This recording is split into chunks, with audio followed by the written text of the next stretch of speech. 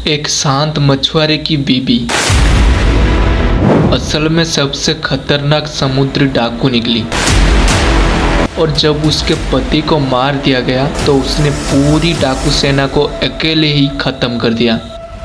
कप्तान बॉर्डन को पकड़कर अपने ही घर लाया जाता है और वो क्लियरली डरा हुआ होता है अपने घर का ये हालत देखकर। इधर लीजी इतना सारा सोना देखकर पूछती है क्या ये कॉनर का है। देन अर्सल बोलती है उसे तो सब कुछ अपना ही लगता है। देन लीजी बोलती है तो तुम एक मुजरिम हो, और अर्सल जवाब देती है कि यही मुजरिम तुम्हारी आखिरी उम्मीद है। अब अर्सल जंग की तैयारी करती है, अपने हथियार, बंदूक, ग्रेनेड सब रेडी करती है क्योंकि वो अकेले ही सबसे लड़ने वाली है। वो आयजा को बोलती है नाव रेडी करो, अगर जरूरत पड़े तो तुम लोग यहाँ से निकल जाना। आयजा बोलती है आप बाबा को ले आना, मैं सब रेडी रखूंगी। रात होते ही अर्सल निकल पड़ती है अपने पति बॉर्डन को बचाने। उधर बॉर्डन कॉनर को चिढ़ाता है तो कॉनर उसे अर्सल के पास्ट के बारे में भड़काने लगता है। ये सुनकर बॉर्डन और भी टूट जाता है। इधर अर्सल चुपके से कुएं के रास्ते से अपने घर पहुंच जाती है जहां बहुत टाइट सिक्योरिटी होता है, लेकिन फिर भी वो एक एक करके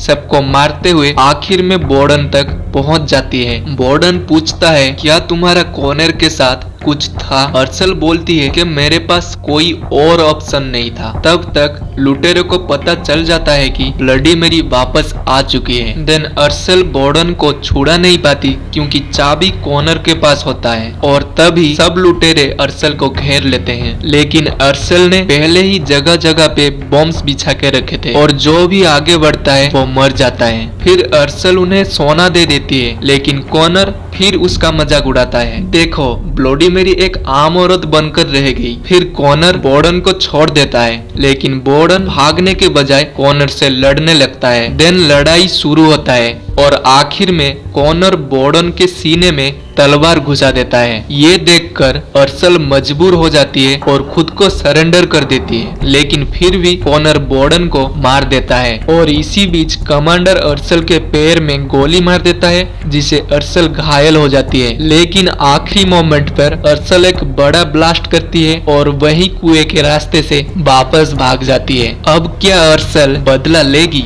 और कॉनर का क्या होगा? देन मूवी में एक बड़ा सा ट्विस्ट आता है। ब्लास्ट के चलते कमांडर का बेटा मर जाता है। इस बात पे कमांडर गुस्से में आ जाता है। वो कहता है हमारा मकसद सिर्फ सोना लेना था, बर्बाद करना नहीं। और यही से कैप्टन कॉनर और कमांडर के बीच लड़ाई शुरू हो जाती है जिसमें कमांडर मर जाता है।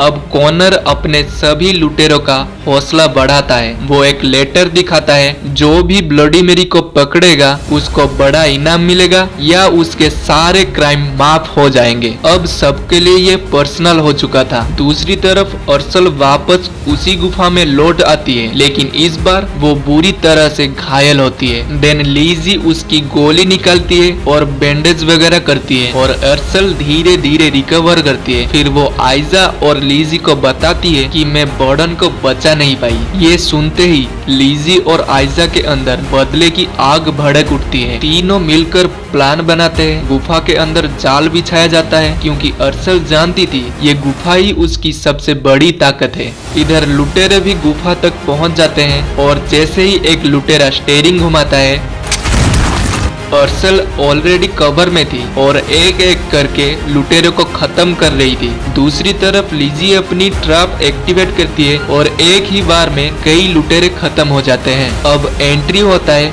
कैप्टन कॉनर की। वो डायरेक्टली अर्सल पर लगातार फायर करता है और बाकी लुटेरे को दूसरे रास्ते पे भेज देता है। इधर आयजा और लीजी एक सेफ जगह में थे, लेकिन अचानक वो बुढ़ा लुटेरा आ जाता है जो लीजी के बॉयफ्रेंड को मार चुका था। देन उसने लीजी को पकड़ लिया था, तभी आयजा आके उसके हाथ में चाकू घुसा देती है और फाइनली वो लुटेरा ट्रैप में फंस के मर जाता है। अब गुफा के अंदर फाइनल हंटिंग चल रहा था।